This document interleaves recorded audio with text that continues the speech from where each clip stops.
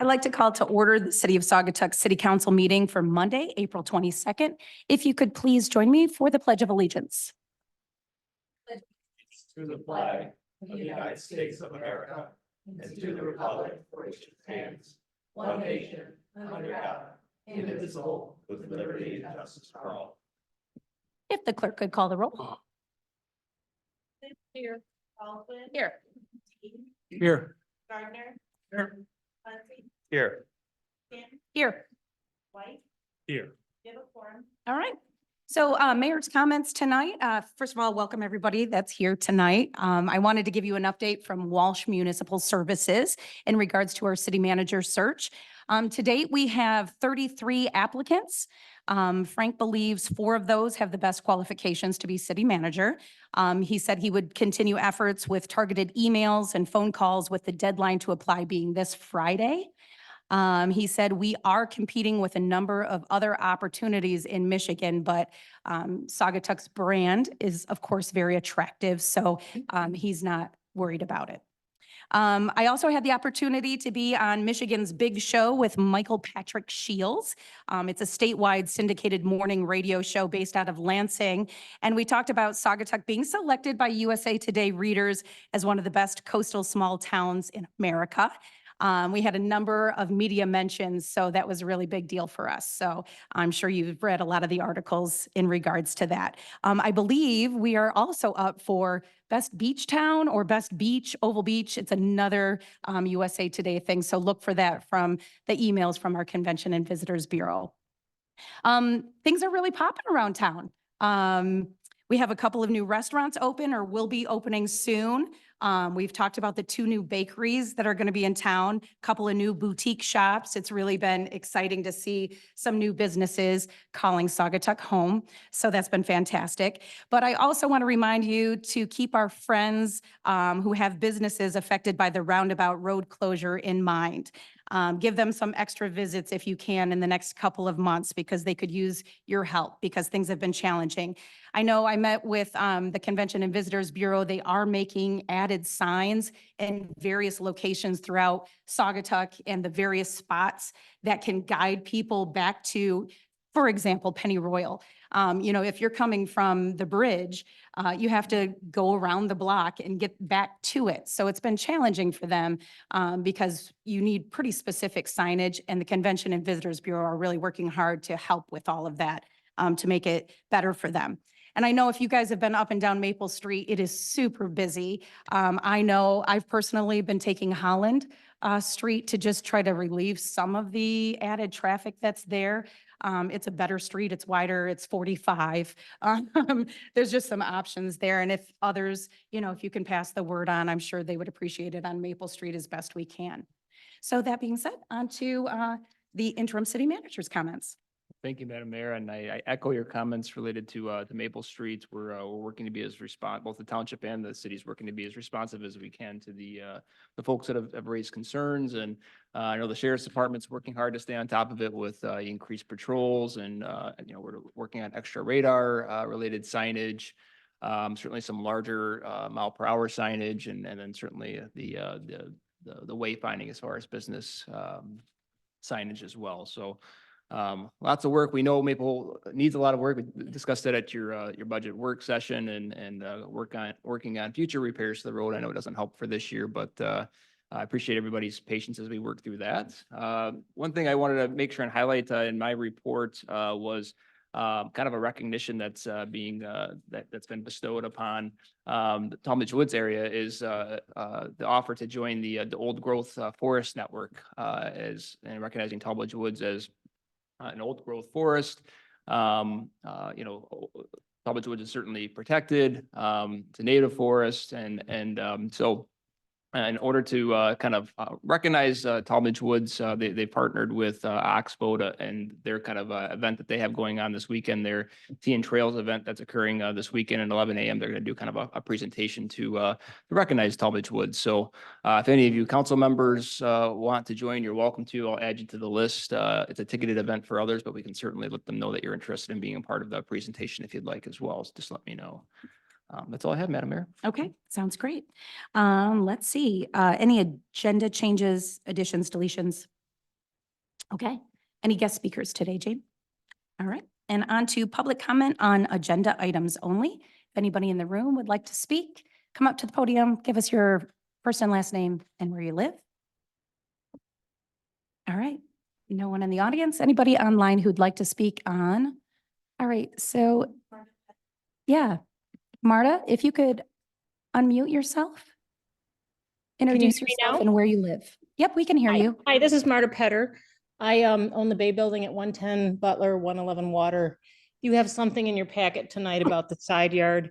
I want to thank you all. You don't have to worry about it. I've since talked to Scott and we're going to go ahead and I'm going to go ahead and replace my dead bushes and things and get my side looking nice. And I know he's got some plans for what you're going to do on your side. So you can we're just going to move on. So want to thank you. All right, Marta, thank you so much. All right, Gary Medler has his hand raised. Yes, Gary Medler, 461 Vine Street, Saugatuck. Agenda item 15A, the authorization to go to HDC on the additional equipment. Council should reject the proposal to seek HDC approval of the additional features in Village Square Park. The city is still enjoined from proceeding with the installation. The city is not close to establishing a footprint for the main features because the city failed in good faith to stake the northern boundary of the old footprint under the Maplewood settlement. Council and the public have not seen the proposed placement and which pieces are to be placed in the old footprint because the footprint has not been established. In this packet, council and the public have not seen which additional pieces are proposed to be placed north of the old footprint, and it's premature to proceed on additional pieces when the main features haven't been set. Council and the public still have not been provided the dimensions of any of the equipment except one piece which is over 2 stories tall. In any event, this proposal cannot be approved because council knows and the Fahey firm knows the expansion of the playground outside the original footprint is prohibited under the city code. This proposal also continues the city's violation of state law under the Michigan Local Historic Districts Act, which subjects the city to the code provisions. This controversy is solely of the city's own making, and the controversy has nothing to do with opposition to a children's playground. In going to the vendors, the city would have provided an exacting footprint and measurements for placement of equipment. So how and why did the city buy equipment which so grossly exceeds the old footprint? Clearly, the city did not measure twice and cut once. Rather than try and stuff all this equipment in Village Square Park where it doesn't fit, council should reconsider placing the playground in Coughlin Park, which could easily absorb this oversized equipment. Thank you. All right, anyone else online who wishes to speak on agenda items only? See anyone, Jamie? Okay. All right, on to our consent agenda, page 4 in your packet. Do I have a motion to approve the consent agenda? Madam Mayor, I'd like to make a motion to approve the consent agenda. Second. All right, do we have any discussion? Madam Mayor, good evening. Item K on the consent agenda, designation of DPW superintendent as street administrator. This has normally been the city manager, so I'm just curious as to why we're making the change. So- Past practice has been to have the city manager be that, so just more understanding. Right. So I mean, Mr. Herbert and I had this discussion last week. There's nothing in our city code that requires that it be the city manager. Act 51 dollars are predominantly related to maintenance of roads and snow plowing, which are, functions that the Department of Public Works oversees. So I think he's probably best positioned to act as the street administrator, considering the way that the funds are used. Okay, thank you. And how often does that change? We can change that really at our leisure, right? Correct. Yeah. It's not for a certain set of period of time. Okay. Thank you. I wanted to recognize Brian Hoffman for joining the Parks and Public Works Committee. Thank you so much for volunteering, and we look forward to having you as a part of that committee. Tomorrow morning at 10.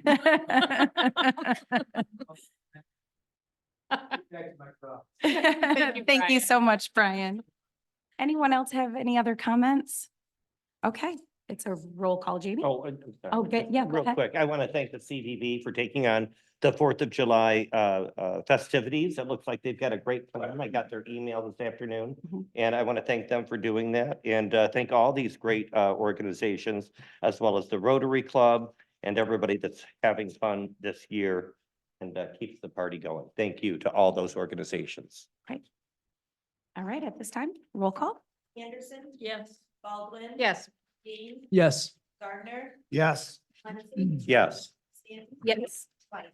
Yes. Motion carried. All right, moving on to staff reports, boards, commissions, and committees, city managers report. Thank you, Madam Mayor. I highlighted a couple items at the beginning of the meeting. Happy to answer any questions that you might have other than that. Any questions? Okay, moving on to the treasurer's report. I know Peter is online. Any questions for Peter? All right, moving on to planning and zoning, right back at you, Ryan. Thank you, Madam Mayor. Nothing in particular to highlight unless you have questions. Okay. Department of Public Works. Thank you, Madam Mayor. I'll be brief. I just want to highlight that Public Works took out the erosion control fencing out at the Oval Beach today. So we catch a lot of heat when, when we install that for the year. It's kind of an indicator that summer's over and people don't like that. So the contrary to it, I wanted to just highlight that it is mostly removed. It's all gone as of today. It's gone. Great. So just wanted to point that out. Yay, Thank you. Also, too, bring on we have- summer. we have our Oval Beach manager, Noah Aramendi is sitting here with us today. So I just wanted to point that out. And if, maybe if anyone wants to talk to him afterwards, feel free to meet him. All right, Noah, thank you Welcome. so much. Thank you. All right, Scott, just real quick, taking on as street administrator, I'm sure he already asked you before he asked us, right? Yeah, And that's yeah, something you're- it was discussed. This was something I think that I initially talked about with Ryan Heiss. I think it makes sense. I beforehand, mean, so- I think you know these streets more than anyone else around here. It's more of a technicality. I mean, basically, we get our Act 51 map from the state every year. It really doesn't change that much. What they're looking for is just that, highlight any roads that have been added to it or subtracted from it. Uh-huh. And it rarely ever changes. I think the last one that we changed, was somebody recognized that Ridgeview Lane we weren't getting Act 51 money for Ridgeview. And so talking with John Moxie about it, we're just like, yep, okay, we got our Act 51 map, Ridgeview's on it. There's no more changes. So it's sign the map and send it in and push it through. Okay, I just want to make sure it's that, I know how busy you guys are. I don't want to add anything else to your plate. Well, I mean, unless there's other surprises that come in the mail that they need from us, I'm not aware of any besides that map at this point. Thank you. Yeah. all right. Scott, thank you so much. Thanks. Moving on to the sheriff's department. Anyone online? I did see they had their report in. Yeah, correct, Madam Mayor. I know Sergeant Haas was going to try to be here if he could. In case there was any particular questions on, Jamie, do you see Sergeant Haas on? Okay. Okay. He might not have been able to make it, but, All right, but yeah, again, on a monthly basis, they're going to provide just a few more details to you in your packets, this kind of high level summary of the types of calls that they're maybe responding to on a given month, traffic stops, school contacts, that sort of thing. okay. Engineer? John Moxie on or, okay. Moving on to boards, commissions, and committees, Fire District Administration Board, Dan?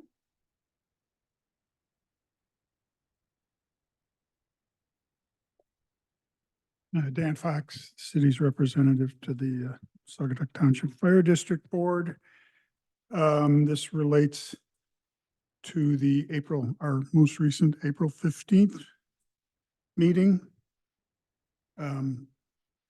which Gregory was going to be at to try in the turnout gear, but you didn't show up. Helen was nice enough to show up for that meeting, but because we had a closed session at the end, left before the end, like everybody else left before the end, so you didn't get a chance to try. Nor did I. Could have But tried you it really on. wanted to That try would've on been the fun. turnout gear, but in any case. Thank you, Dan. I just thought I'd point that out since you niggle me with questions all the time. Anyway, just a few meeting highlights. The stats are on the board and in your packet. Calls are up. We actually had a day in which we had three emergency calls within the same 70-minute period, which really stretches resources. But all were handled. Couple of things on financial matters. cost recovery was received $3,400 for that's not the price of the truck, that's the cost of responding to the incident in which the fire district's truck was on Blue Star Highway, so that's something. And we had a grant from Michigan Treasury, fire equipment grant for $8,400 for thermal imaging, which is how you find people inside of smoke-filled buildings or buildings without power, or whatever, find the body temperature, what have you. As to ambulance, the ambulance committee has, just briefly is making what I would consider exceptionally good progress. So more to come on that as we move a little bit farther forward.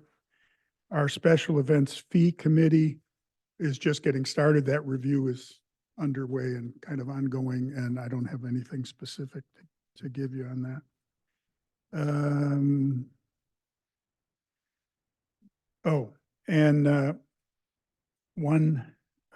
One invitation that you'll be receiving, but I wanted to give you as heads up as early as possible. Each of you will be invited on the 17th of June to the fire district for the budget meeting the annual budget meeting, which last year was moved to the fire district. It was all three jurisdictions, all council people, city managers. Jamie, you can come if you want to. We found it very beneficial, nice to be able to have open and quick feedback from people, hear if there are any issues or whatever. Anyway, that's Monday, the 17th of June, and the fire district. Time? Pardon me? What time? I'm getting to that. Oh, sorry. The fire board. See, you're trying to do it again, and it's not going to work, Roger. The fire district board meeting is at 4 o'clock, as it always is, and the budget meeting will be at 5 o'clock, like it was, I'm assuming, last year, with a big U-shaped table inside the firehouse. So we'll move some equipment out of the way and what have you. So what I have for you. Okay. Any questions? questions for Dan? Yeah, I have one for him. I know it's not reflected by the stats as of yet, but any early feedback from the department on delays caused by the construction on? No, I mean, they anticipate them. I mean, Yeah, I'm just curious if there's There been was- any initial. at the last meeting, there was a question from the lady who's the new interurban Interurban. lady about possibly relocating resources. We're not going to do that. It creates as many problems as it might solve. Part of the issue in staffing in the fire district is when a call goes out for our paid on call people, those people are coming from somewhere, from their homes likely, or places of business, to the firehouse.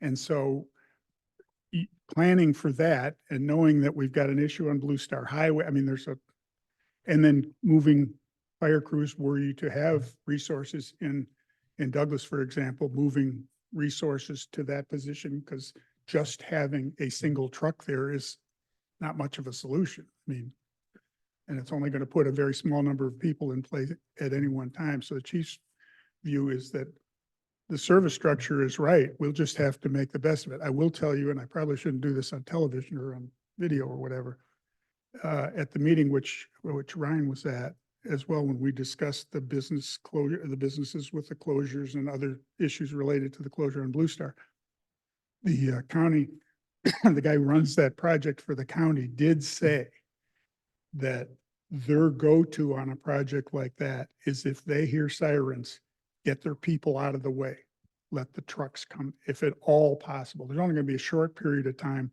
when there's literally a trench across Blue Star for the water service and what have you under that. Other than that, they'll be rebuilding or whatever, which means different grades. I assume different grades of gravel, asphalt or whatever.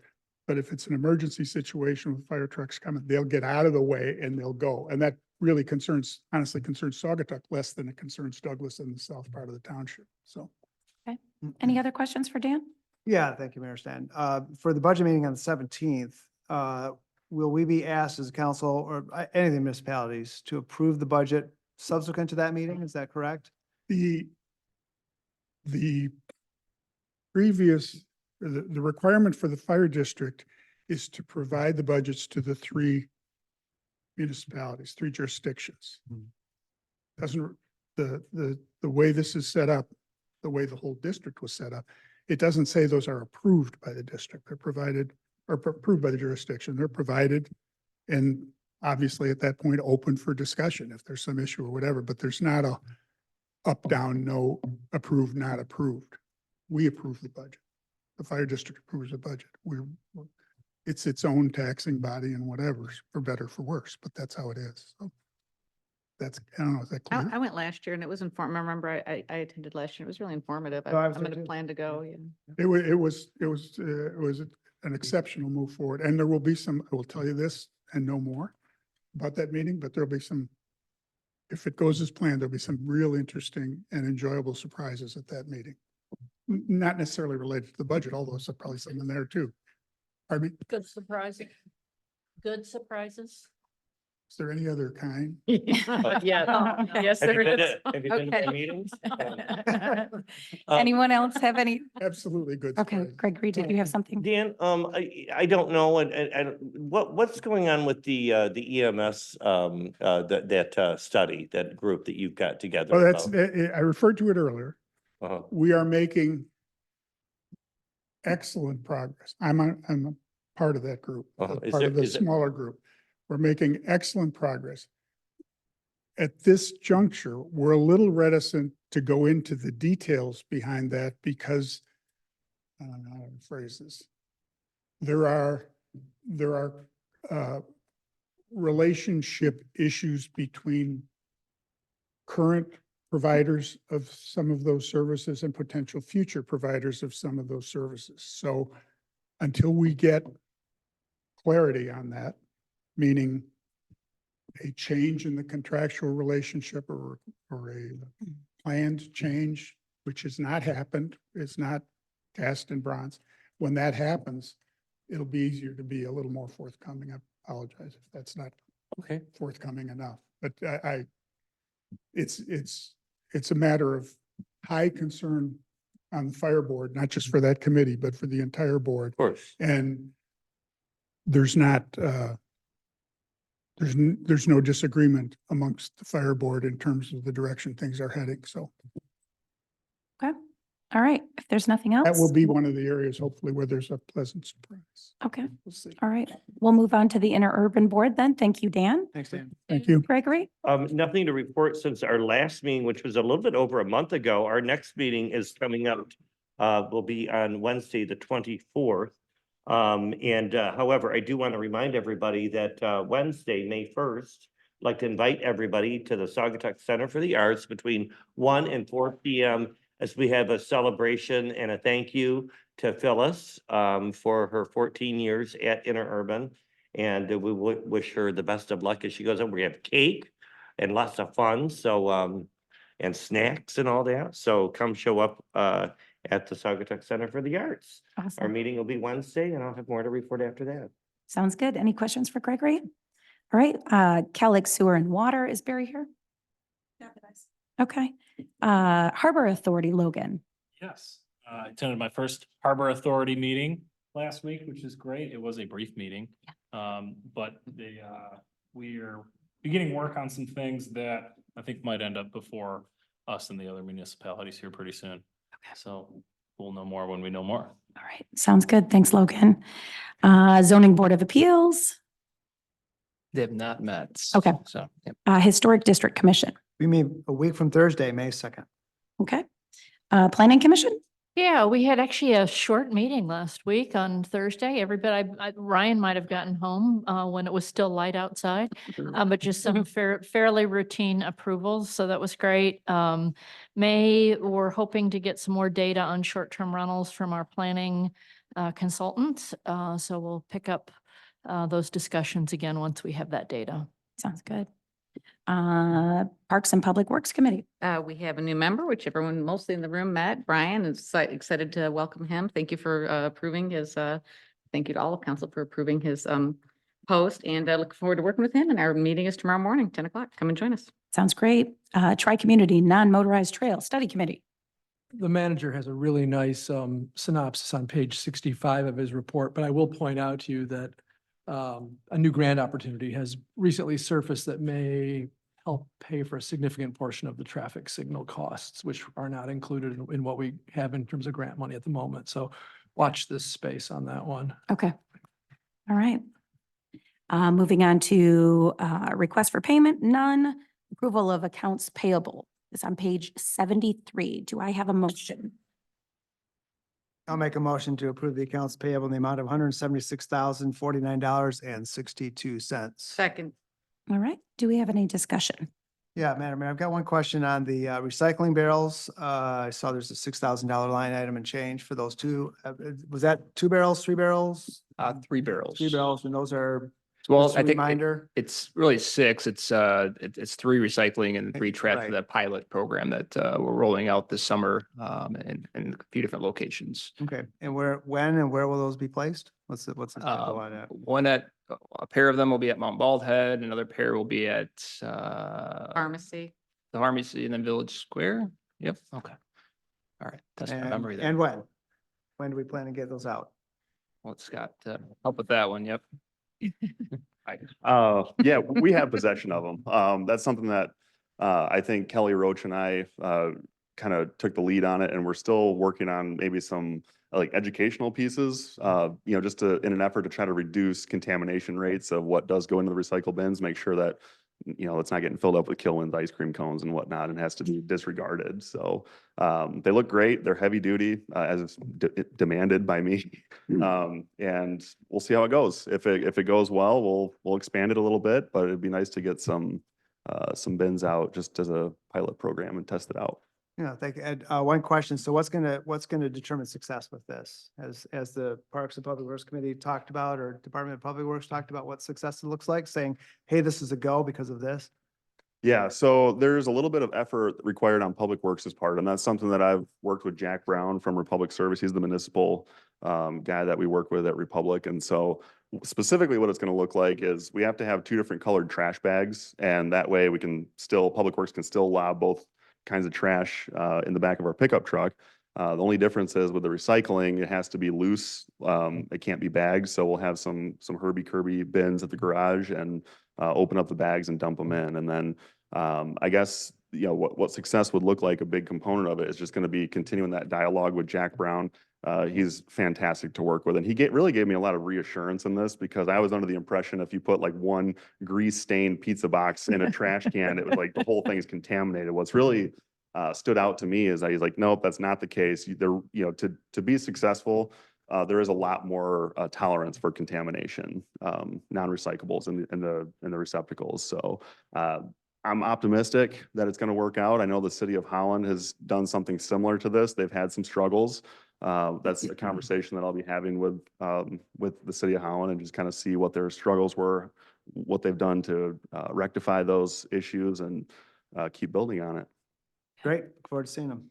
I'd like to follow up on that, though.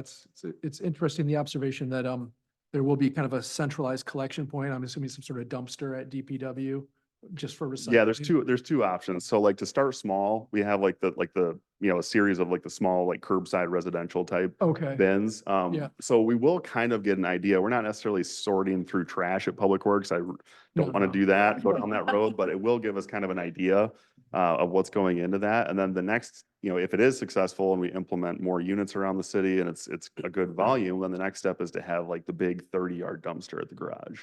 And I'd just be curious, if it does prove to be successful, I wonder if you guys are thinking about then making that available for residents who overflow on their recycling. There are some residents that, a lot of us call around to our neighbors, like, is your bin full yet? I'd like to put some stuff in your recycling. Would you guys maybe, depending on how this goes, entertain allowing recycling drop off at DPW for like overflow?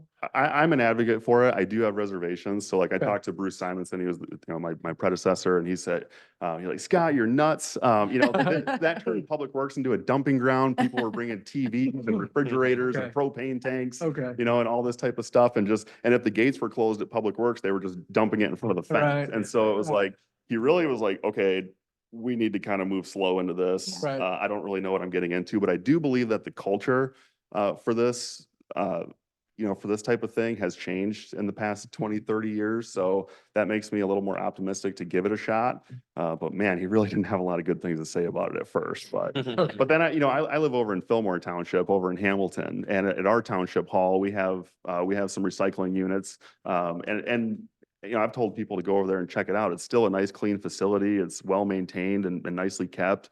They don't have a huge maintenance division for that township, and so they're able to do it. And then the other component of it too, that I've been, as I have discussed this with people, part of the opposition is, well, how do we know that this is something coming from just residents? Is this like from tourism? Is it fair that?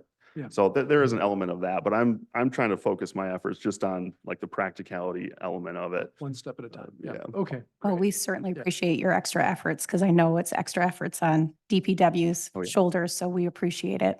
Thank Certainly. you. Thanks, Scott. Yep. Thank you. Thanks, Scott. Okay. So we need to take a roll call vote on the accounts payable. Anderson, Yes. Baldwin. Yes. Dean, Yes. Gardner, Yes. Muncy, Yes. Stanton, Yes. White. Yes. Motion carries. All right, we have no introduction of ordinances, no unfinished business. We're on to new business 15A, authorization to apply for Historic District Commission approval of additional features and canoe movement for the Village Square Playground. It's on page 75. Ryan? Thank you, Madam Mayor. I'll walk through this, maybe piece by piece, maybe walk through my memo. As I think everyone here is aware that for several years, the city had a playground that existed in the northwest corner of Village Square Park. And in late 22 into 2023, there were some concerns that were related to, the safety of the existing playground equipment. And so some efforts were undertaken to replace the dated playground equipment and reinstall new equipment that really was going to be designed to be ADA accessible and also kind of widen that age range of children that would ideally use it from age 2 to 12 range. So this was something that your parks, your newly created Parks and Public Works Committee took the lead on. So from January 2023 to September 2023, your Parks and Public Works Committee had that inspection done, reviewed that inspection report, and got to work in reviewing several different options to replace the playground equipment. My understanding is, and your Parks and Public Works Committee chair is here and can certainly fill in the details, but my understanding is they actually went to several different playgrounds and had a number of different designs that they looked at and a number of changes to those designs, and it was really a lengthy process that they went through. All of that work kind of culminated on September 26, 2023, when the Parks and Public Works Committee unanimously recommended Sinclair Design 11 after exploring alternatives and visiting several playgrounds. The following week, those plans were presented to you on October 4th, 2023 at a workshop meeting where the Parks and Public Works Committee recommendation, the site plan and renderings were reviewed with the council by Ms. Baldwin and then City Manager Heiss. The following day, the Historic District Commission reviewed the same plans that were approved by the Parks and Public Works Committee and reviewed by the City Council the day prior. And the members that were present at the meeting unanimously approved the project as well after reviewing design details and considering their historic district guidelines. And then on October 9th, 2023, the City Council ultimately took a vote on the plans and approved Sinclair Design 11. So from there in January, your Parks and Public Works team worked on actually demolishing the existing playground. And then from January to April, worked on a lot of site preparation that involved excavating the new footprint, bringing in a lot of fill sand, and then working really closely with the design team to figure out what would be needed for a community build. And then we were working on some of those preparations. A couple weeks ago, on April 10th, a lawsuit was filed by the neighboring property owner with concerns about the approval of the approval process, as well as how the playground was going to impact their particular property. The circuit court issued a temporary restraining order a couple of days later on April 12th, which stopped work on the playground from occurring.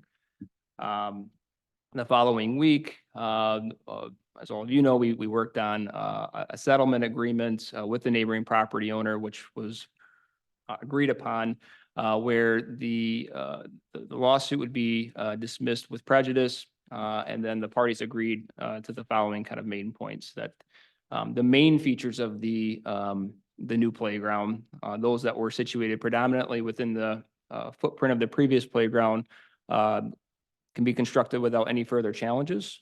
That no additional trees at the park will be removed, and that section of the park will be removed.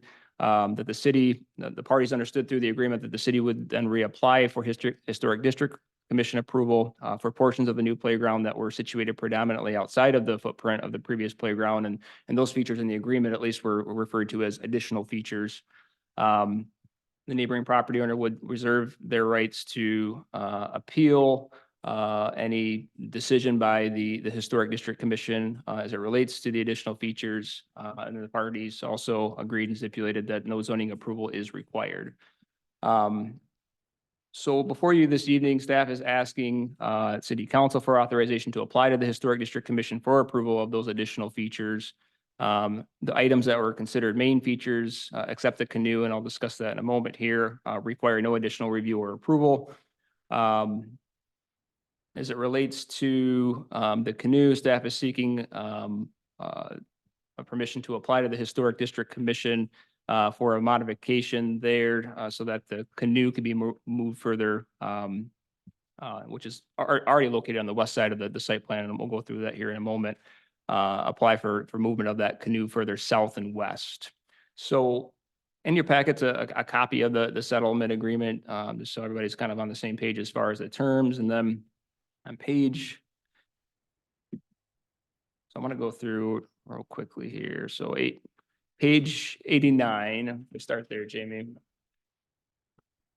So one thing I want to stress tonight is like the playground plan that's here, except for the canoe piece that we moving south and west.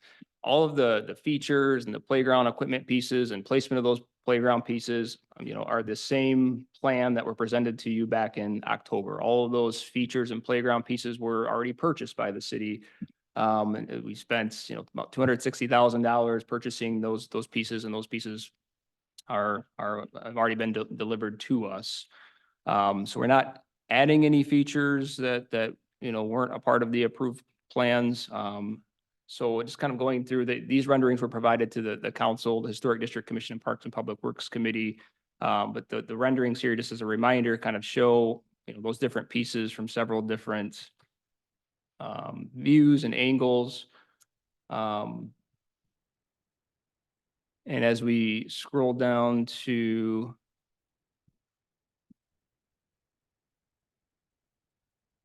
page 100, that kind of shows a rendering from an overhead view.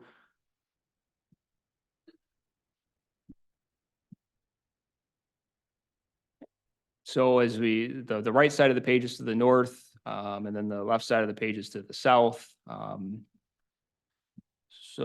then the next page actually shows kind of an overhead view where the site plan is superimposed over a satellite image, an old satellite image of the prior playground. And so again, this was shown back in October as well. And so you can see there's kind of hard for me to do it from my seat here, but if it works, yeah.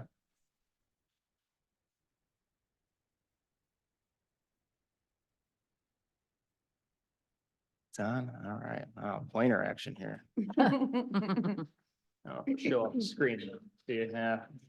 Oh, it's Back- going into back- Scott's head. All right. Yes. So I guess I will make sure, does anybody have any? Well, I'll stand up at least for purposes of.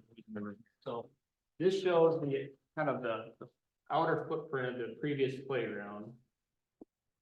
So these are the main features. Anything outside of the previous playground are considered additional features. So I was just attempting to show kind of where the footprint of the previous playground was, what's within the main features boundary, and then the additional features are predominantly outside of the previous playground footprint. So I just want to make sure, I'm happy to answer any questions that the council has along with, where certain things are being placed. This plan does have some a lot of, additional maybe dimensional detail on it as well, on each section to kind of, answer any questions you might have there. The yellow around each piece is used to demonstrate kind of the safety and space that's needed for that particular piece of equipment.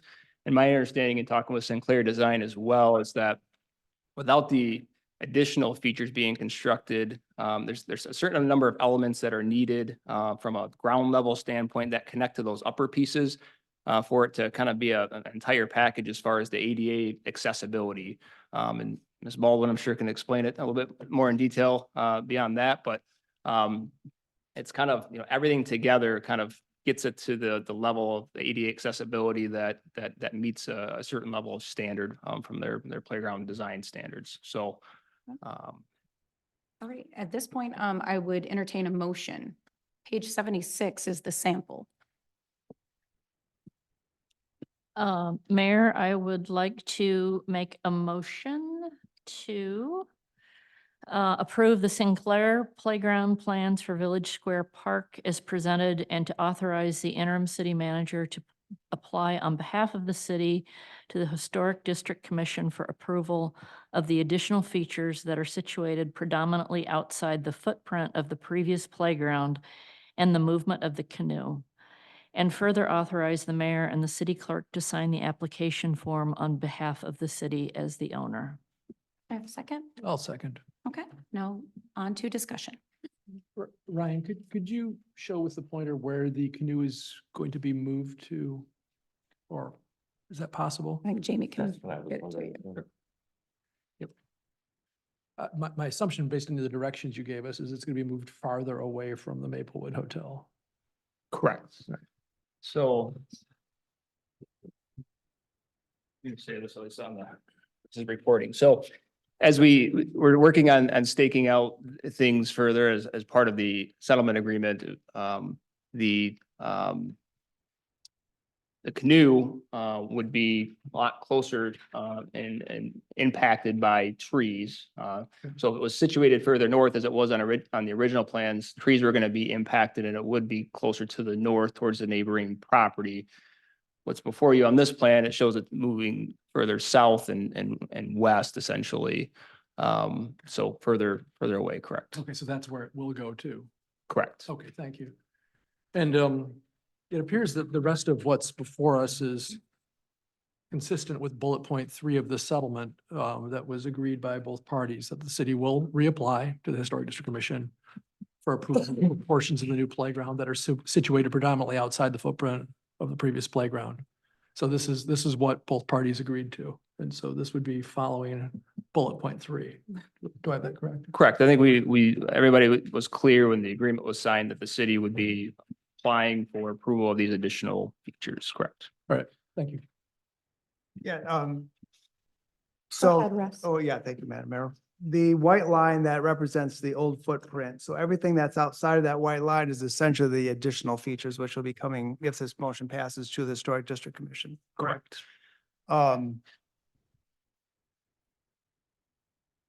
Is this all been staked out so we know exactly what this is going to be laid out as? So dimensions are all clear and we're set on that?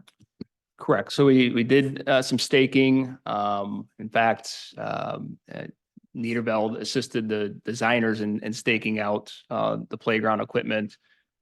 We don't have a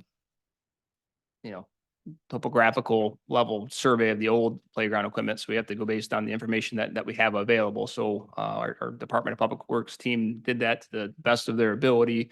Under the agreement, the neighboring property owner had the right to, if they had concerns with the stakes, to dispute that and ask for a engineer surveyor to get involved. And they have requested that, so we are working through that right now as well.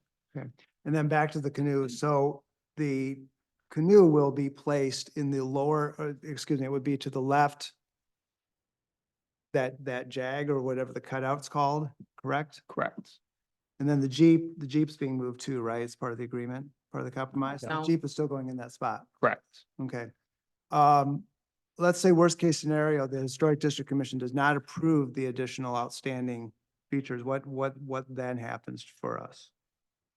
Well, at that point, we're going to have to, so, I mean, I talked with Sinclair and they've indicated that, they can build the main features. There's a panel that would need to be purchased and installed on one of the towers because it's designed to kind of be drop down into other pieces of equipment to the north. In fact, I think that's shown on the plan as well. And, I don't know if there's a market out there to buy additional equipment pieces to try to resell some of these items to get some of the city's money back. I mean, that's a concern that I have, is that there certainly are some dollars that would be lost there. Yeah, and for the benefit of those that weren't at the workshop, we talked about this extensively. The effort here is to get this to the Historic District Commission at its May 2nd meeting to ensure that we're not gonna have to spend extra money in the event that it's tabled for some reason, and to consider that at the next meeting, that we'd have to then have Sinclair or another person come back to install the equipment. And I think I heard a figure of $5,000 to $10,000 to do that for additional expense, right? Yeah, so a couple things there, yes. So if Sinclair has to separately install the additional features, it is at a cost of an extra $5,000 to $10,000. We're not able to make the May 2nd Historic District Commission meeting because the settlement agreement requires that we provide 2 weeks' notice, and we weren't, coming here tonight, we're going to make that time frame. So there's possibility that maybe the Historic District Commission may have a special meeting scheduled to discuss this. Still, have to work out those details, and but there's a possibility potentially that we could have a special Historic District Commission meeting that would align with another community build and getting everything built at once if you and the Historic District Commission ultimately approve. Thank you. Any other questions? All right. Then Jamie, it's a roll call vote. Anderson, Yes. Baldwin, Yes. Dean, Yes. Gardner, Yes. Muncy, Yes. Stanton, Yes. White, Yes. motion carries. All right, thank you all. On to item 15B, engineer proposal for the 2024 asphalt repairs. This is on page 102. Hello, Scott. Hi. Yeah, this is the fun stuff. So I remember when I lived in the city of Holland, I came to work one day, and when I came home, I had a brand new road surface. I had no idea that it even happened. It was like blink of an eye. I couldn't even believe it. So this is kind of in line with that work. Again, this is a surface treatment. So we take a road that has a decent underground infrastructure, or at least it doesn't have any plan of repair in the foreseeable future. And we mill off the top 1.5 inch, sometimes up to 3 inch layer of asphalt, and then roll out new HMA hot mix asphalt. In a lot of cases, valley gutter too. So the little bulleted point list is the list that we're recommending for this year. And all that we're asking for at this time is that we can accept the quote from Fleece and Vanderbrink to help us with design, bid and construct. So $12,000 for their proposal, money well spent. All right, do I have a motion? Mayor, Yes. I'd like to make a motion to approve the Fleece and Vanderbrink's proposal for engineering services, the amount of $12,000 for asphalt surfacing. Second. Okay, any discussion? All right, I'm assuming he means Francis Street, Water Street to Butler Street, not Butter Street, but that's fine. Right. Whoops. I always do that. That's fair. Who care? Who care? Yeah, all good, all good. Well, sometimes I forget the L out of the word public, so that's even worse. all right. That sounds like a new committee. If there's no further discussion, if the clerk could call the roll. Yes. Baldwin. Yes. Dean, Yes. Gardner, Yes. Muncy, Yes. Stanton. Yes. White, Yes.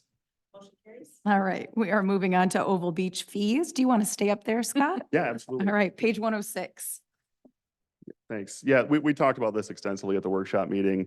No surprise here. I think we had a really good discussion. I'm really happy with the direction that it seems like we have a consensus on, which is the price increase for $15 for the daily passes, $75 for season passes, $20 for the taxpayer season pass, and $20 for employee passes. Part of this will be revisiting the policy and just updating the policy to reflect the pricing of the taxpayer season pass and the city employee season pass. Okay, the motion is on page 107. Madam Mayor, Yes. I'd like to make a motion to approve increasing Oval Beach parking pass fees to $15 for a daily pass, 75 for a season pass, and to amend the city policy to set the taxpayer season pass and city employee season pass at $20. Second? Second. All right. Any discussion? Yeah, Madam Mayor, just a couple of questions. One is that last year or the previous year, there was a set number of passes that was given to the city manager, previous city manager for at-will distribution. That's no longer the case. Is that correct? We're no longer, that's not on the table Correct. anymore, right? Okay, That's not my intent. Okay. So, yeah. thank you. And then this information was very helpful because I'm struggling, I still struggle a bit with this increase. I do want to make sure that it goes directly to Oval Beach improvements because that's going to really benefit us. Two is that it was helpful to have this information because it put me in a better set of mind, at least in terms of what we charge compared to other communities.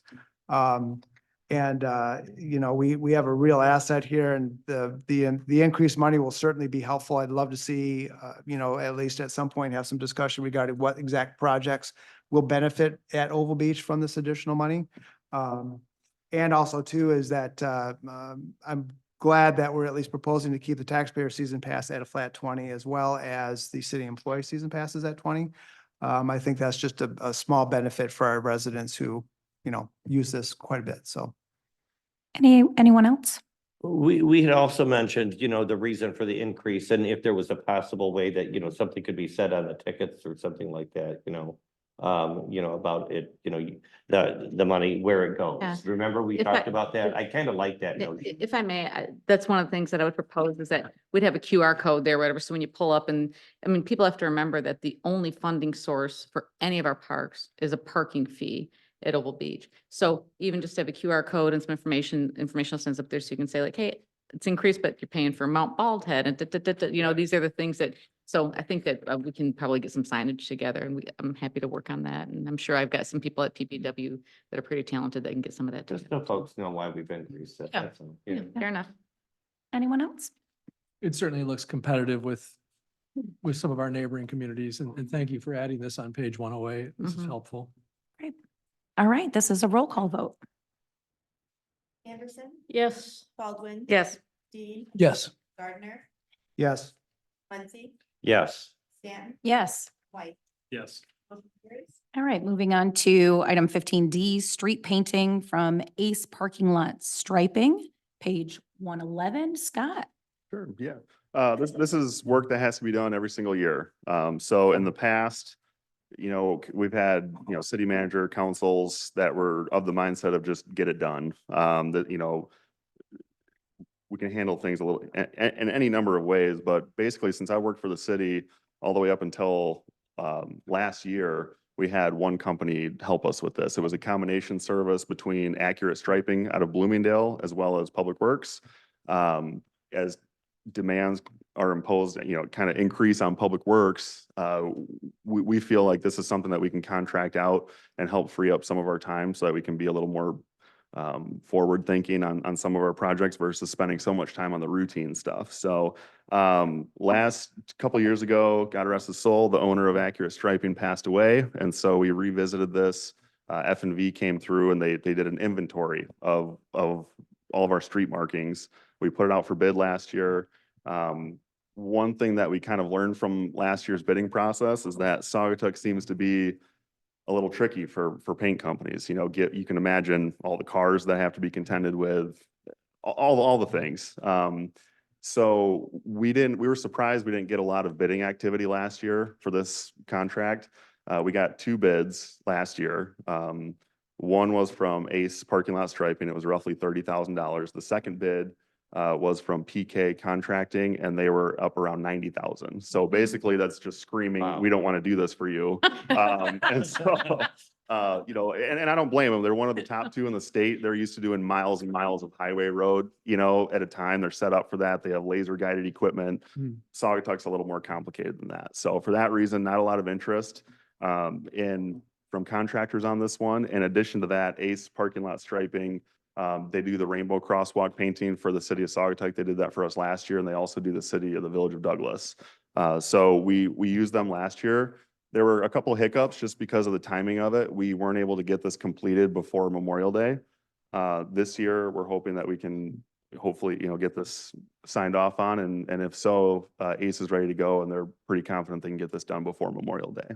Okay, all right, the motion is on page 111. Madam Mayor, I would make a motion to approve the proposal for pavement marking submitted by Ace Parking Lot Striping in the amount of $33,545. I'll second. All right, any discussion? Yeah, Madam Mayor, question for Scott. So I remember a couple of years ago, the 4th of July parade, I believe it was Cody, was riding the City's Got a Striper, right? Yeah.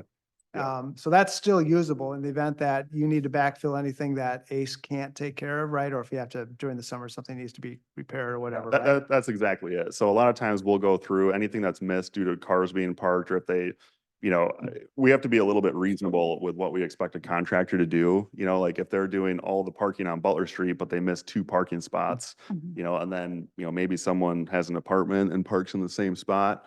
I'm kidding. I'm just- Everyone picking on me today.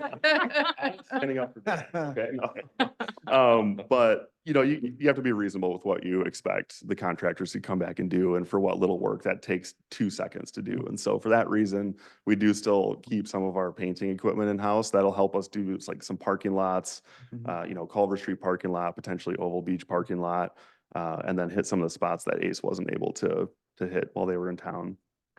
Can I ask one quick question? Go ahead, I'm Ellen. sorry.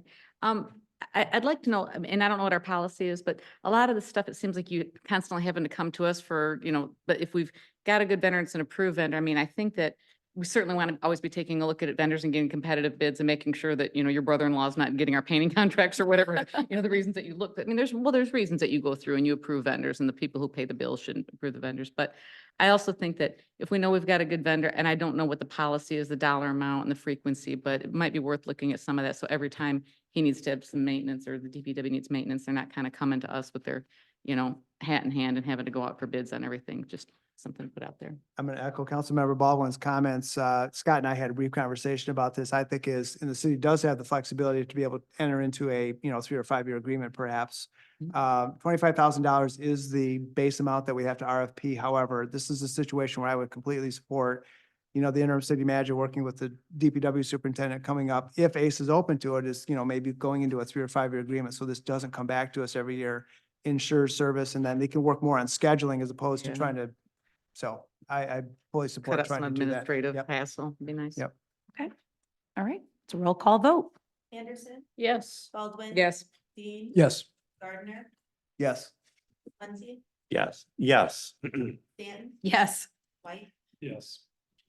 Okay, moving on to item 15E, contribution to fireworks on July 5th. This is on page 114. Mayor. Oh, sure. Oh. Jump on it, Gregory. I'd like to make a motion to approve a $3,000 contribution to the Saugatuck Douglas Area Convention and Visitors Bureau for an Independence Day fireworks show on July 5th. Do I have I'll a second? second. Okay.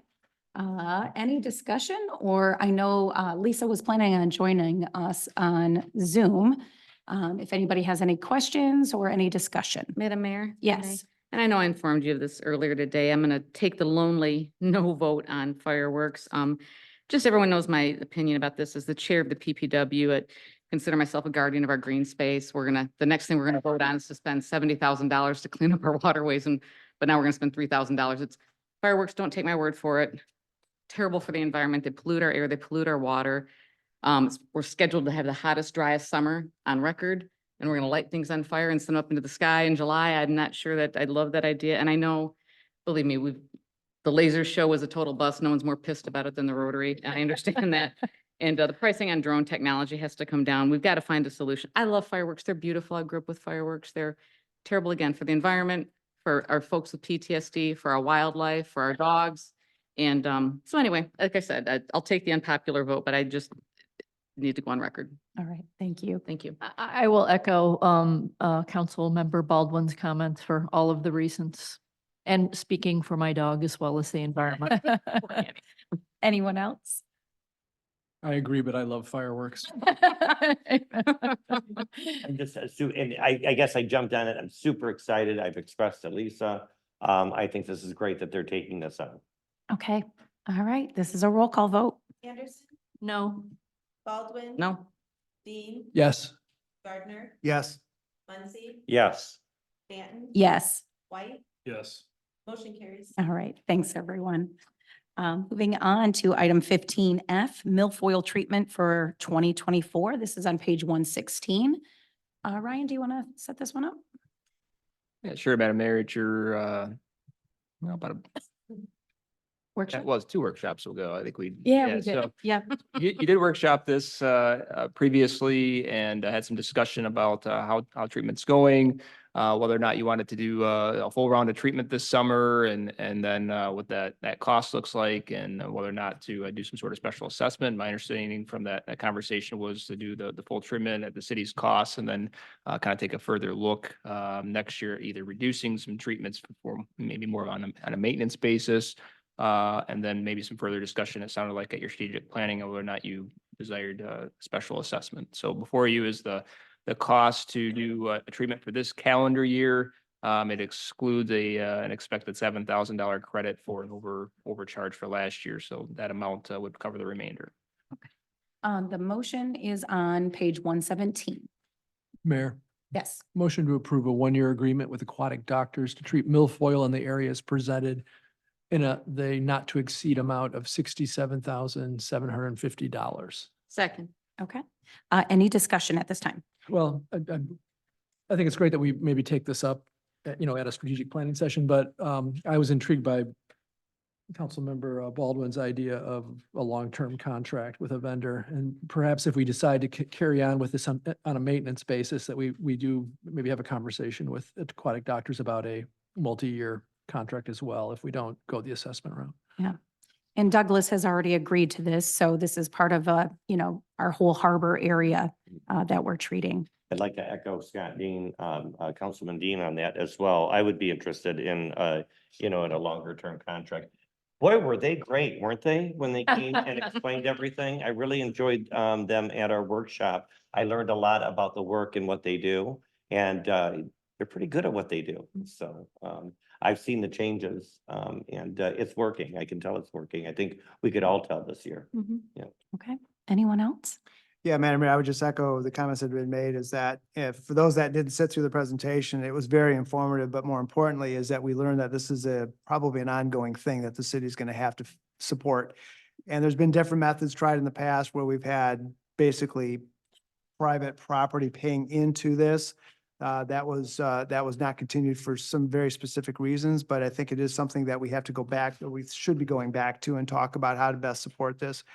The thing that I walked away from this is that we may be looking at a lesser expense over time, keeping up with it as opposed to having to hit it hard every year. But again, a lot of this is out of the control of anybody because of nature and the humidity and everything else that contributes to this. And the fact that our neighbors in Douglas have decided to do this as well benefits us downstream. So it's a complicated issue. I feel very confident with Aquatic Doctors and their capabilities and professionalism around this, but it's going to be coming back to us on a regular basis. So I'd like to point out and clarify so folks know, we actually didn't spend as much last year as we thought we were going to. They're giving us about, what is it, $7,000 credit from last year. So yeah, hopefully that price could go down. And again, I'd like to discuss a long-term contract with them. All right. If there's nothing else, a roll call vote. Anderson, Yes. Baldwin. Yes. Dean, Yes. Gardner, yes. Muncy, Yes. Stanton. Yes. White, Yes. motion carries. Okay, moving on to item 15G, grant of public utility easement. This is on page 128. Go ahead, Ryan. Yeah, thank you, Madam Mayor. So a little while back, I was approached by the current owners of this particular parcel on Frederick Street. They saw on their survey that there was a public utility easement and they kind of wanted some details around that easement. Well, we're like, well, yeah, I couldn't find the details, but I'm sure the Registry of Deeds has the recorded documents. And And sure enough, they don't. So, so as the dune grass development was approved, the PUD requirements, required that the public utility easements that they were recorded. They were for the water mains that were installed. Everything outside of Frederick Street were recorded. The legal descriptions and everything were developed for this particular easement, but it just, for whatever reason, wasn't recorded. So, so we've had a couple back and forth with the current owner and a couple concerns that he had with the original easement language, which is what we based it upon. We've, based on that back and forth, your attorneys and I are comfortable with the language that's here. So as your city engineer, he was involved with that process as well. So we're just asking you to accept the grant of public utility easement, and then clerk will work on making sure that that's recorded with the registry of deeds. Okay, do I have a motion? Yeah, I'll make a motion to approve the grant of public utility easement by JLAF Holdings to the city of Saugatuck. Do I have a second? Second. Okay, any discussion? Yeah, Mayor, I'm just looking at the map or the survey of it. Could someone help me understand where it is? Frederick Street? Off of Vine. It's off of At the top. Vine. Yep. It's off of Vine. End of Vine, then Frederick Street runs north-south. And then this particular parcel, I think is the northwesternmost parcel on the street. Okay, that helps. I appreciate it. Any other discussion? All right, this is also a roll call vote. Anderson, Yes. Baldwin, Yes. Dean, Yes. Gardner, Yes. Muncy, Yes. Stanton. Yes. White. Yes. Motion carries. Okay, moving on to public comment on whatever you would like to speak about tonight. If anybody in the audience wishes to speak, please come to the podium.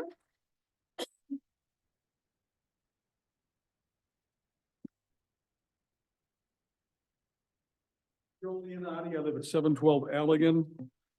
Several weeks ago, a council member brought up a proposal for development of a city ethics policy.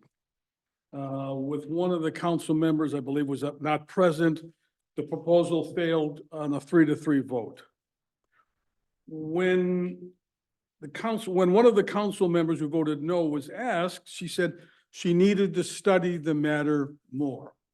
All right, I'd like to remind everyone on ethics, how much time do you need to study that? An ethics proposal is defined as moral principles that govern a person's behavior. How much time do you need to discuss if public drunkenness, lewd acts, larceny, etc., are unacceptable behavior? I don't see the problem there. This isn't a rhetorical question. I know I'm not the only person in this town that would appreciate a response from the council. One way to do this is you could put an article in the paper where each member of the council can state their position, yes or no. And if you don't want an ethics proposal, you have a chance to state your position. This isn't something that should be done behind closed doors. If you have a reason you don't want an ethics proposal, you should not be hesitant to say so and why. And I said, ethics, sunlight is the best disinfectant. So I look forward to getting a response about the ethics proposal. All right, anybody else in the audience? Joe.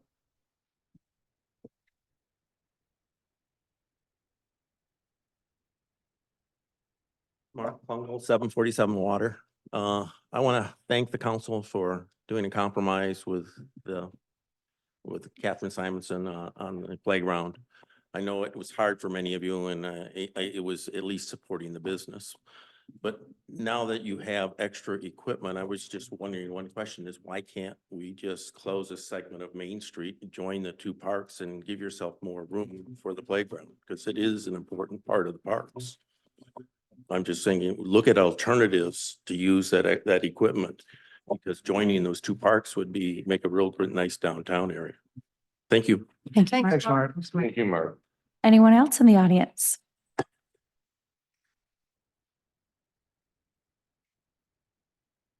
All right, good evening. My name is Emily Jipp, and I think I got most. Thank you. And I am one of 3 female candidates running for the position of circuit court judge. This is a newly created position, so signed into effect in 2022 by Governor Whitmer. Originally, we had a fourth candidate, a male, but the lady scared him away, so he is not going to be on the ballot. I just wanted to take a couple minutes and introduce myself, but also let you know a little bit about my history and why I think that I'm the best candidate for this position. I've been a licensed attorney since 2009. If you notice a little bit of a twang, it's because I'm not a West Michigan native. I am from Kentucky. That's where I was first licensed. I was also licensed in Connecticut, actually, and then was licensed here in Michigan in 2016. Moved to Laketown Township, just on 63rd Street back in 2016. Have two Michiganders that go to Douglas Elementary here. So it's nice to hear about issues that actually impact my family, since we come to Saugatuck regularly and go to Oval Beach and use that park when it wasn't torn apart. One of the things that I think makes me most qualified for this position is that I have a variety of experience. I started off as a clerk for a circuit court judge that handled family law matters. We call them domestic violence orders in Kentucky, but they're PPOs here. Handled divorces and child custody disputes. So would do any research necessary and help in that way as a law clerk would. Then I moved into public defense work, was at that for several years before I switched into prosecution.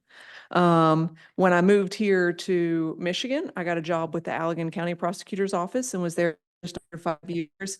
Handled everything from district court matters on up to life offenses. I'm particularly passionate about criminal sexual conduct cases that involve young children, just because I'm a mom, and that's what I'm passionate about, advocating for people that don't always have a voice. This position is going to be predominantly criminal law with a docket that is family law. So it will involve divorces that don't involve child custody disputes. So that's why I think my experience is so relevant, because I've done both areas of the law here.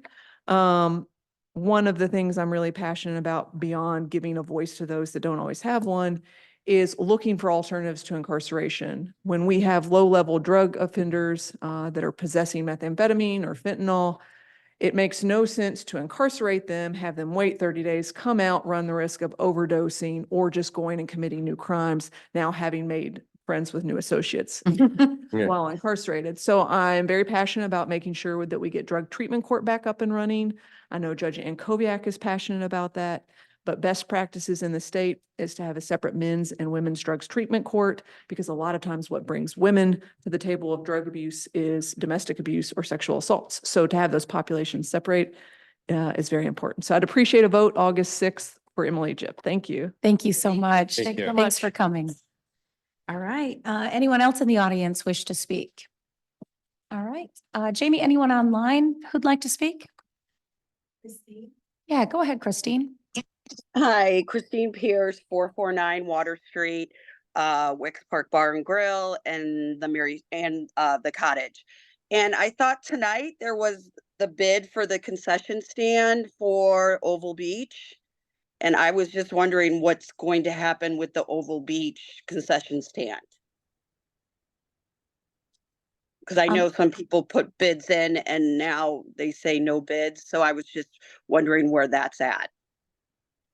Christine, we can respond to you in an email. Yep, that's totally fine. Yeah, I didn't think Awesome. like you would respond right now. I was just curious on where we stand with the concessions. I know it's a huge thing out there. We talk about how many people visit Oval Beach, and I think there's money to be had there. So I was just wondering where that stands. So an email would be greatly appreciated. Awesome. Thanks, Christine. Thank Appreciate you. it. Thank you. Anybody else online who wishes to speak? Okay, no takers. All right. So in your packet, there's a list of quite a few correspondence, varying people throughout town.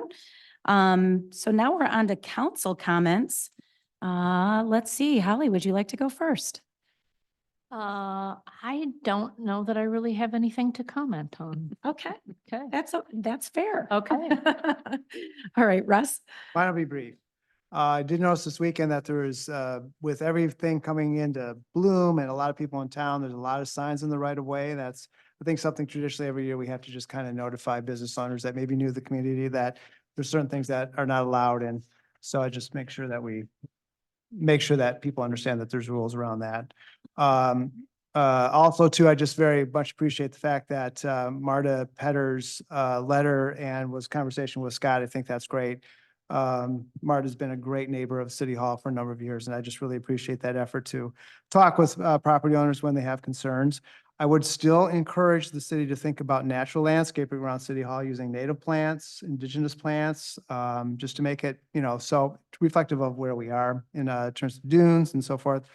The other thing too is when we first posted the city manager position for the city, I had some back and forth with Mr. Walsh, and one question I asked him is, I said, what could the city council do in advance of actually beginning to think about interviews to get ready for that? And he said the one thing that he'd like to see the city do is talk about what characteristics and traits we'd like to see in these candidates. I would like to see us have that conversation. I think that would be a good thing for us to talk about, maybe even get some input from our city staff in terms of what characteristics and traits we are looking for in our new city manager. Okay, Helen? Yeah, I just want to give a thank you to the community that's been so patient as we work through these issues with the playground install. I'm excited to get started. And again, just we've had a lot of support in the community with our packet. See all the letters that are written, and we've been really patient in working through this. I'd like to thank our attorneys who have been tireless, as well as our city manager and mayor. Thank you. Right, Scott? I'd like to wish everyone a happy Earth Day. Here, okay. Before the meeting started, not much, but before the meeting started, we were all talking about scammers, right? And remember that, and people that have been taken. Want to remind everybody, this Friday, I promised that I would tell everyone that April 26th, that's this Friday, at the Women's Club this morning, 10 to 11 a.m. There's 4 panelists who are going to answer questions about scamming. Bob McNally from Edward Jones, Ron Wheeler from Inspire Mortgage, Steve Kent, our Chief of Police in Douglas, as well as Lisa Gonzalez from ATA Title Holland. All are welcome. The event's free with refreshments and prizes. Great, Logan. None tonight. Thank you. All right, thank you. All right, at this time, I'd like to entertain a motion to adjourn. I'll make a motion to adjourn the meeting. Second. Okay, all those in favor say yes. Yes. Yes. Yes. Adjourned.